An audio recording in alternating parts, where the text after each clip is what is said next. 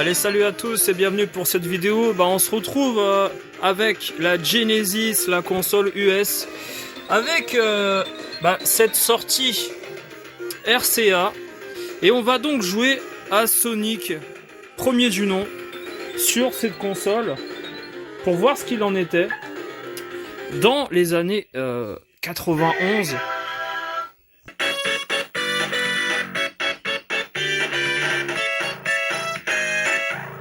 Et on nous a tant parlé de cet effet de filtre avec la cascade.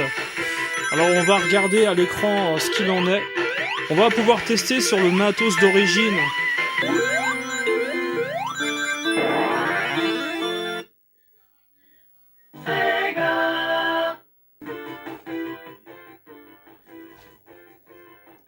Alors vous avez vu quand même que les couleurs sont vachement belles, je trouve. J'aurais pensé qu'au niveau netteté, on serait pas optimal. Franchement, c'est assez incroyable ce qu'ils ont réussi à faire avec les composites RCA à l'époque.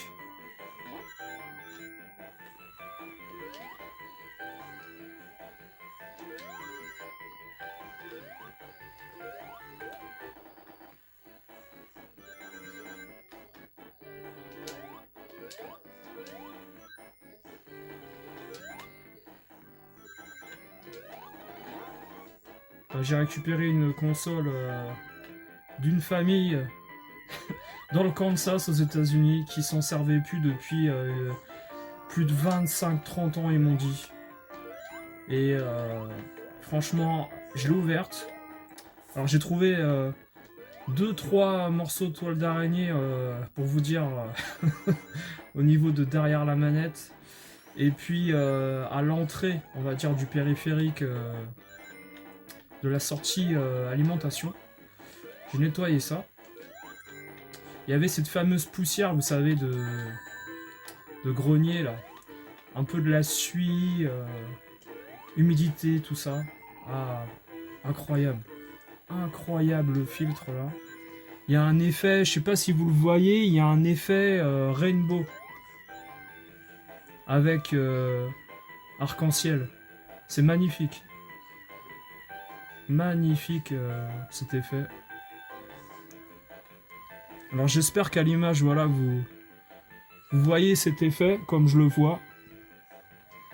Et franchement, ça confirme l'effet visuel de l'eau qui reflète avec le soleil.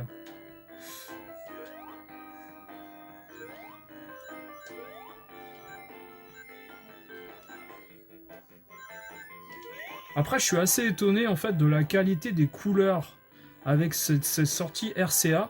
Alors attention, il y a un truc à savoir les gars, c'est que si vous avez une Genesis 1, première du nom, ce n'est pas le même transformateur qu'il y a avec la Genesis 2.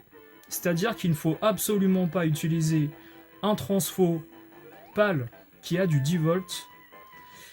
Il faut à la limite utiliser un transfo Master System qui crache du 9 volts pour le transfo adapté en France avec la Genesis 1, parce que la Genesis 1 aux USA c'est du 9 volts 1,25 ampères je crois de tolérance pour l'Europe. Et donc ne mettez pas du 10 volts les gars, vous allez abîmer les composants et un peu plus vite. De mon côté, moi, il m'est arrivé une petite erreur également avec le régulateur de tension où j'avais récupéré une Master System première du nom et j'avais utilisé un transfo qui était avec 1 ou 2 volts supérieur à la tolérance. Le régulateur de tension a fait marcher la console pendant quelques mois et puis à un moment donné, il a fondu. Et j'ai dû le changer. Enfin, quand je dis il a fondu, il avait fait son travail. Et l'alimentation, du coup, avait sauté avec le régulateur de tension qui était HS. Là, je suis impressionné par les couleurs d'origine de la console. Avec le RCA, c'est dingue. C'est dingue, dingue, dingue. C'est limite, t'as pas besoin d'une prise RGB. Alors, je vous fais le point, voilà, de temps en temps, à l'arrêt, au niveau de l'image, vous voyez. Alors, il n'y a pas, par rapport à la vidéo, peut-être que vous voyez en haut à droite de l'écran, il n'y a pas cette réverbération. La réverbération que vous voyez, c'est le reflet de l'écran avec le téléphone. L'image est bien nette, hein. Et franchement, quand tu es fan de la Mega Drive et jouer dans les conditions d'origine, c'est... Wow, c'est un bonheur total. Donc là, je disais, ouais, vous pouvez utiliser donc un transfo d'alimentation que vous avez acheté par exemple hein, sur eBay ou d'autres sites, que vous utilisez déjà pour votre Super Famicom, votre Neo Geo, avec une 9 volts. Et donc vous allez pouvoir jouer avec votre Genesis tranquille. Là où la Genesis 2, c'est du 10 volts. Et la prise est, je crois, légèrement différente. Donc normalement, vous pouvez pas forcément vous tromper. Les Américains également, quand ils vous vendent des consoles, bah là, ils m'ont envoyé un transfo qui n'était pas officiel Sega, qu'ils utilisaient aux USA. Sincèrement, un transfo qui a 30 ans, les gars. Vu ce qu'il va subir également en étant rebranché, je suis pas certain que ça soit une bonne idée. Voilà, forcément de réutiliser des transfos déjà qui n'étaient pas officiels il y a 30 ans sur les consoles étrangères. Les Américains comme les Européens faisaient la même chose, hein, c'est-à-dire qu'à un moment ils allaient, vous savez, dans les supermarchés quand leur transfo ne marchait plus ou que l'enfant avait cassé la prise au niveau du cordon à lime, et on allait racheter un autre transfo qui était parfois pas du même ampérage, et puis les drames arrivaient à un moment donné où la console ne s'allumait plus, ne marchait plus. Et là, vraiment le filtre sur la chute d'eau, là, je vous mets encore l'image, extrêmement bien réalisé. Alors il y a des gens à une époque, j'avais parlé avec une personne qui avait avancé que les programmeurs avaient fait exprès de faire ce genre de filtre à l'image avec la chute d'eau. Il faut savoir que dans le monde entier, hein, mis à part aux États-Unis, il n'y a pas de sortie forcément du même genre par rapport à la Genesis. C'est-à-dire qu'au Japon, ils avaient une sortie antenne. Nous, en Europe, on avait une sortie Péritel. Et aux États-Unis, ils avaient une sortie donc avec RCA. C'est-à-dire qu'au Japon, bien sûr, tu pouvais brancher aussi ta prise RCA.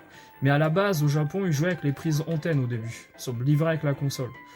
Donc, avancer que les programmeurs avaient fait ça pour le monde entier au niveau de la programmation, je pense que c'est un heureux hasard de mon côté, hein, que en effet, le filtre des couleurs sur la chute d'eau avait ce résultat-là à l'image. Avec cet effet arc-en-ciel plus réaliste, on va dire. C'est-à-dire que, par exemple, il y a un autre jeu, c'est Shinobi 3, ou Shinobi 1 même, je crois, il y a des chutes d'eau. Et il y a le même genre d'effet. Alors, excusez-moi, je regardais pas l'image en même temps. Mais il faudrait mettre donc ce Shinobi 3 pour avoir un résultat comparable peut-être, et voir si en effet ils avaient réitéré le même genre de qualité au niveau de l'eau sur Shinobi. Après, bien sûr, par rapport à un câble RGB, vous n'avez pas la précision des sprites. Ça va être peut-être le point qui va séparer le pixel perfect des joueurs qui veulent garder l'origine de la prise de la console, sachant que avec le temps, vous avez même des gens qui ont converti leur Game Gear en une console en bernique, voilà, avec un écran LED, du pixel perfect. Enfin, c'est dénaturer le système quand il est sorti. Pour moi, si vous voulez jouer à une PC Engine, c'est la prise antenne. Si vous voulez jouer à une NES, à la limite, c'est la prise Péritel. Mais, à la base, également, la NES, les gars, c'est un signal antenne. D'ailleurs, aux Pays-Bas et en Belgique, en Allemagne, ils ont livré des NES pendant longtemps qui n'avaient pas de sortie Péritel. C'est-à-dire qu'on n'était pas dans une qualité d'image exceptionnelle et on avait des images baveuses en effet à l'écran. Et ça, c'est un choix, hein. C'est un choix pour les gamers de garder ou pas l'image d'origine. Sachant que je pense que si vous êtes un vrai passionné de jeux vidéo, vous gardez l'image d'origine. Alors il y a des gens, bien sûr, qui ne pourront pas avoir, vous savez, comment dire, allez, on va pousser la brique, qui ne pourront pas avoir d'image du tout. Je vous refais le point à l'image, les gars. Qui ne pourront pas avoir d'image du tout avec la prise antenne. Parce qu'ils n'ont pas les canaux dédiés sur leur téléviseur pour différentes consoles, dont la PC Engine ou la NES. Mais, par exemple, je pense que si tu as le choix encore en 2025 d'avoir une télévision qui a ces fameux canaux hertziens asiatiques ou Europe occidentale, avec les TV modernes d'aujourd'hui, moi j'ai une télé de 2013 qui a ces canaux. Donc j'ai encore la chance de pouvoir accepter ce genre de signal vidéo. Maintenant, en effet, je me dis que si ma télé Philips de 2013, bah, un jour, elle marche plus, bah, je ne sais pas comment je vais faire. Je vous avoue que ouais, ça sera un petit crève-cœur. Là, il faudrait que je rachète une télévision de 2013 qui a encore des signaux vidéo avec les décodeurs intégrés des chaînes des chaînes hertziennes, on va dire, hein, ou du monde entier même, pas que la France.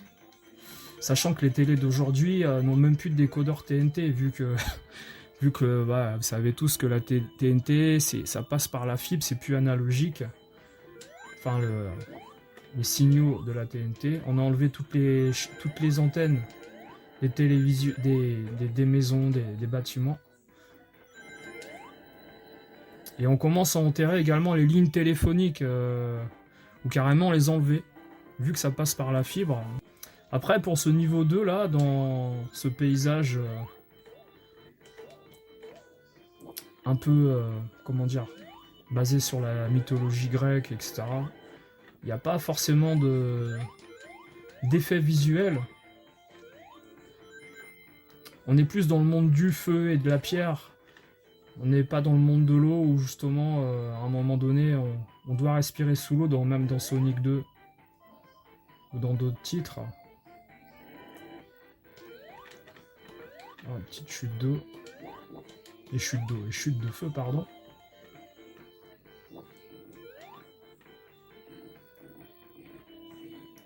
Ah, il va falloir speeder, je crois.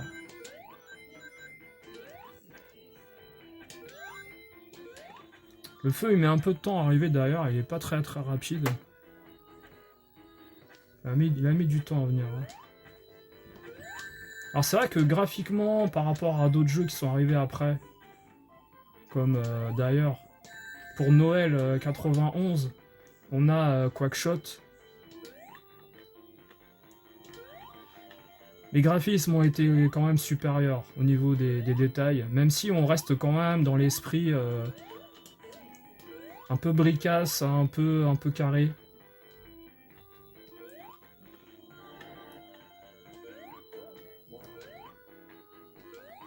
Après c'est un jeu, vous voyez, même en parlant et en faisant un peu n'importe quoi par moment, bah c'est pas forcément un jeu extrêmement compliqué. On est à une tolérance énorme pour les rater.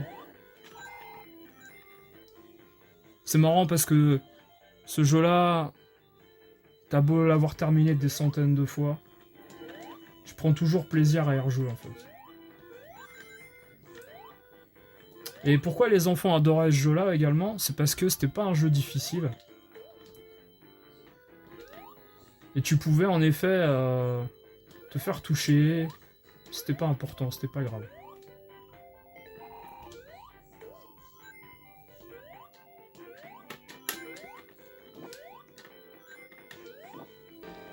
Donc voilà les gars, Shinobi 3, Alors regardez encore une fois la qualité visuelle au niveau de l'image, c'est pas mal du tout, hein, franchement. Pas mal du tout.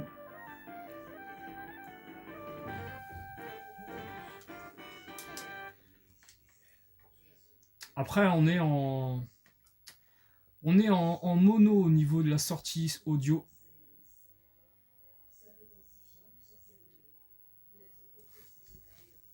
Allez, c'est parti.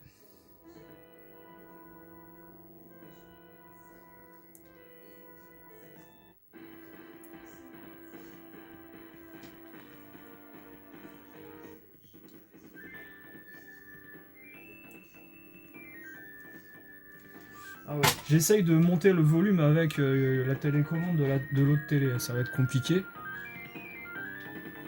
Mince. Ça commence bien. Moi qui voulais essayer les touches. Alors visuellement, oui, là, c'est moins précis que, en effet, la prise RGB. Après, c'est assez propre, encore une fois, en RCA. Ça va.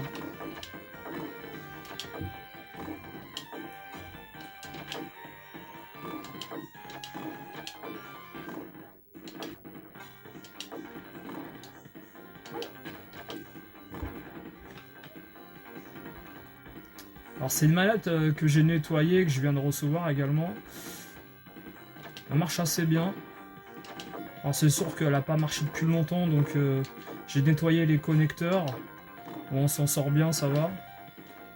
Mais je trouve qu'après, on peut toujours faire mieux au niveau nettoyage approfondi. Elle est un peu rigide encore. Ce qu'il faut faire parfois, c'est inverser les caoutchoucs au niveau des touches. Si vous savez qu'il y a une touche qui s'enfonce un peu trop mal par rapport à une autre et que vous utilisez beaucoup, comme d'ailleurs le bouton B pour sauter.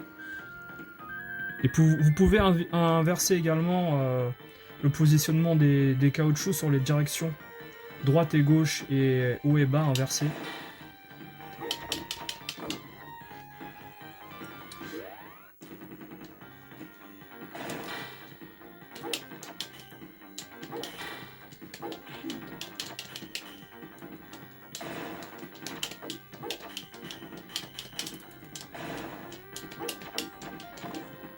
C'est marrant parce que je trouve que la version US, elle est plus facile que la version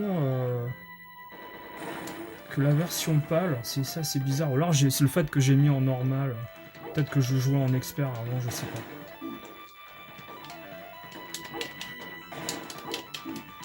Ah, il revient son truc. Ouais, la direction, ma direction en fait qui va à droite, elle est pas super précise au niveau de ma manette. Il me fait aller à gauche. Je vais essayer de réouvrir la manette pour la nettoyer un peu.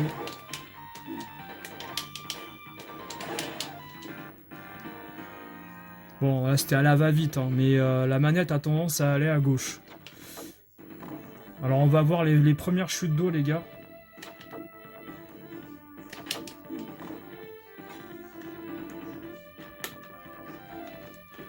On peut courir aussi. Ouais, c'est vrai. Alors je teste la manette. Ouais, le bouton vers la droite, il est un peu capricieux, c'est normal. Les scrolling en général, c'est vers la droite. Donc le caoutchouc droit a été plus utilisé. Faudrait que j'inverse ça. Je vais ouvrir la manette, je vais inverser.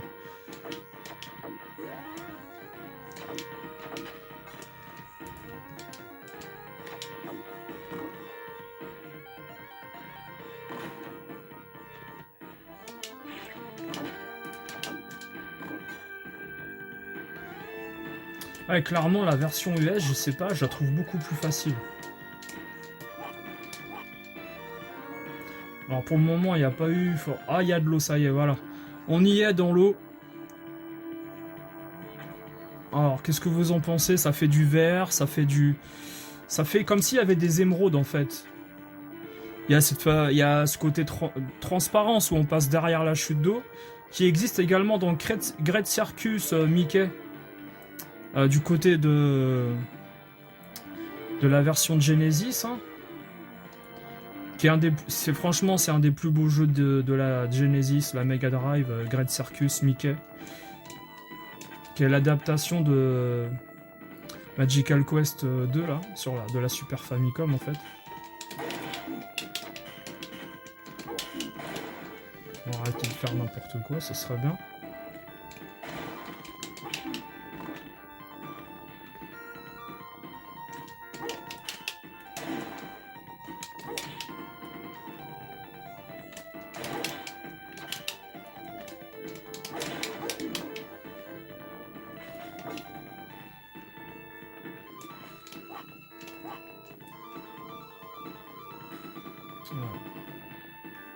C'est comme si la version PAL, le niveau normal, c'était déjà le niveau hard.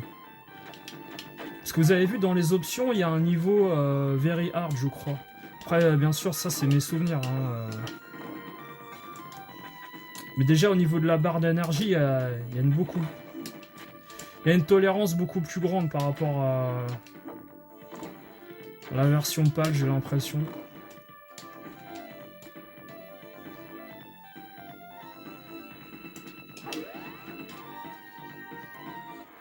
Vous avez vu, même en jouant mal, on arrive quand même assez bien.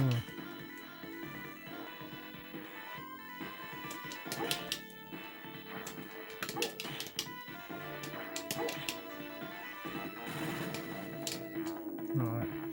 On va nettoyer le bouton C, on va nettoyer le bouton vers la droite, on va refaire un petit coup de nettoyage, ça va pas faire de mal à la console.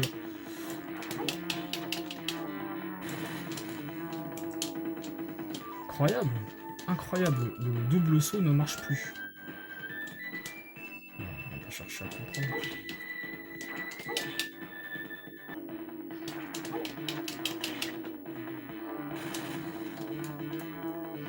Faut pas être pressé, hein.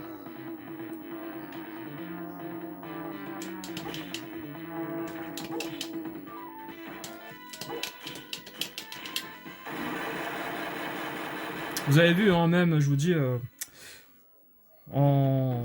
en n'étant pas concentré, il y a une grande tolérance sur la version US là, au niveau de la barre de vie. Entrée secrète avec le cheval. Ah, c'est beau, franchement c'est beau. Après il était déjà très beau hein, au niveau de la version PAL.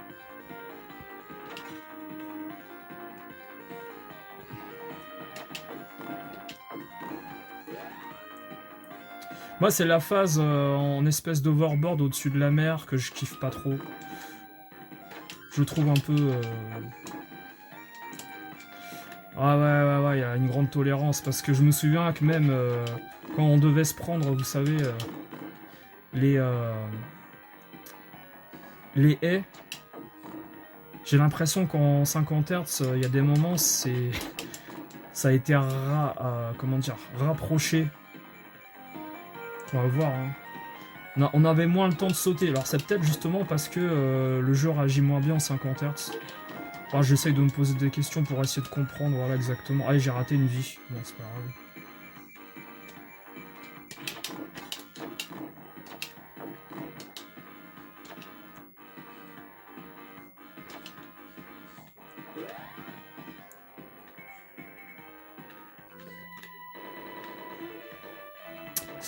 C'est autre chose que Retour vers le futur 3 entre nous. Hein. Ah, j'ai appuyé sur le bouton A par erreur. Je n'ai pas fait exprès. Bon, c'est pas grave. Faut vraiment que je renettoie cette manette là.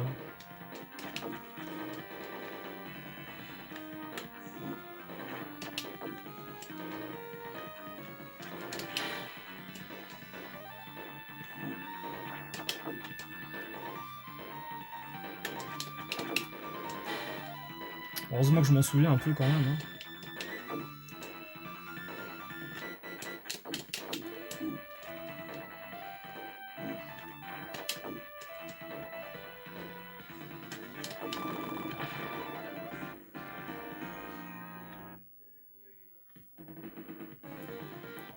Très sympa, hein. Franchement, très sympa le jeu.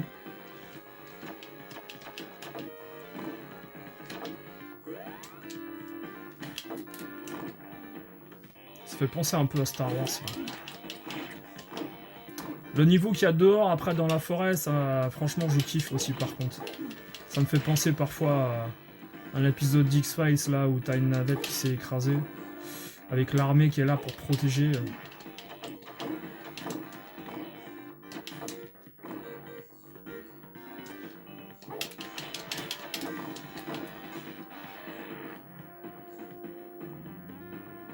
Niveau de l'ascenseur. Si je continue, je vais finir le jeu parce que c'est un jeu que j'adore. Je l'ai déjà fini pas mal de fois.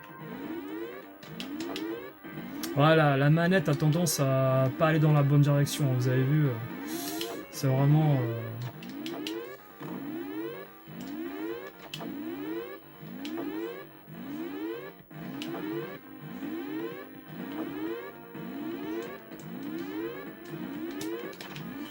Ouais, j'ai perdu des shurikens, c'est pas grave. Ah, c'est beau, hein, franchement. Il y a des moments où je me dis le câble... le câble RGB il sert pas à grand chose en final quand t'as des très beaux jeux déjà à la base sur la console.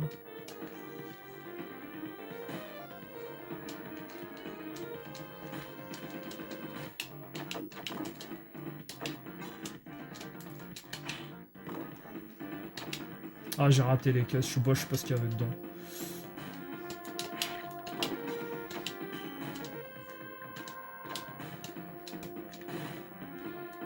Bah écoutez les gars, on a vu la différence avec les filtres au niveau du câble RGB. C'est pas mal du tout. Je suis très fan hein, de la version de Genesis là avec le câble RCA au niveau de la sortie. Je testerai d'autres jeux. D'ailleurs, je mettrai un jour, voilà, peut-être Castle of Illusion et d'autres pour voir un peu ce qui a été fait. Et puis les effets visuels qu'on va avoir en plus. Voilà, ciao, salut à tous les gars et bon jeu.